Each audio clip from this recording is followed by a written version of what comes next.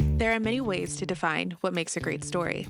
Many writers agree that a great story involves a character with a strong desire for something who, in the face of extraordinary obstacles, is forced to go on a journey that brings forth remarkable transformation.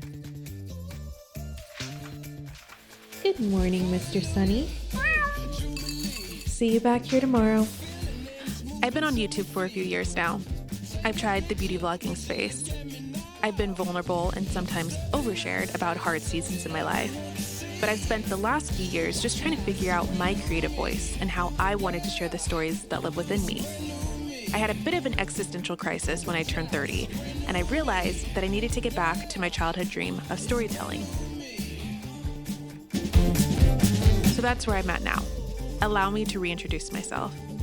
My name is Olivia, I'm 30 years old, and I want to be a filmmaker.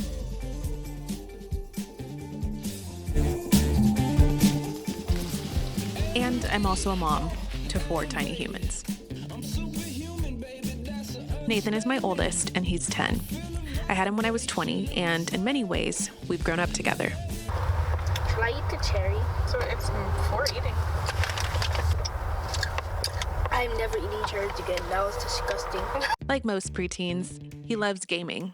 He's creative and loves to make his own videos, and he's an amazing artist.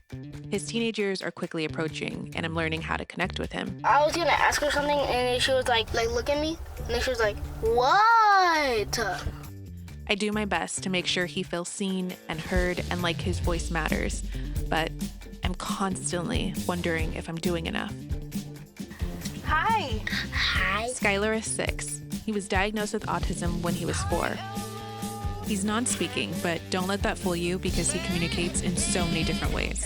He's funny and mischievous, and he's constantly stealing my phone so that he can record his own videos. He is one of the happiest kids you will ever meet, and he causes me to slow down and see the world through his eyes.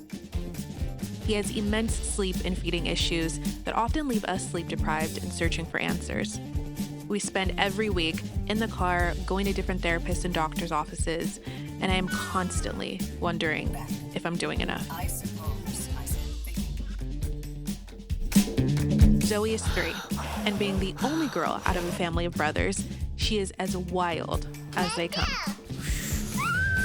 But she always takes care of everyone around her. She just mastered potty training, and even though it took us some time, You gotta go poo-poo on the potty before you can go to school. she's learning that doing new things often lead to new opportunities. And that was a good reminder for me as well. Get to go to school. She is kind and courageous and fearless and everything I hope to be when I grow up. And yet, I wonder if I'm doing enough. Oliver is 8 months old and everything we never knew we needed. I was terrified when I found out I was having my 4th baby, but he has been the best surprise. He gets into everything and is all over the place. But he's our last baby, so I'm trying to soak in these moments as much as I can. And you guessed it, I wonder if I'm doing enough. I rarely get a moment to myself. Most days, I feel in over my head and given up on my dreams more times than I can count. But even on those days, no one has been better off for it. Not me, and certainly not my kids. They naturally lean into play and imagination, and I've noticed that when I let myself dream and play within my own imagination, that's where I connect with them the most. And that's the magic of storytelling. In storytelling, I'm learning that there are 2 desires a character should have: the physical desire and the emotional one. One of my physical desires is to tell deep and meaningful stories that impact the world or at least one person. But my deepest emotional desire is to be the best mother I can be and impact the little people I was given to raise. And the biggest obstacle I face is the belief that I can do both, that I can give my all to my family and still have something left for me too. So this year, I'm giving myself a chance to create art, a chance to be bad at it and to keep practicing, a chance to chase my dreams with my family running alongside me, and a chance to vulnerably share my story of remarkable transformation.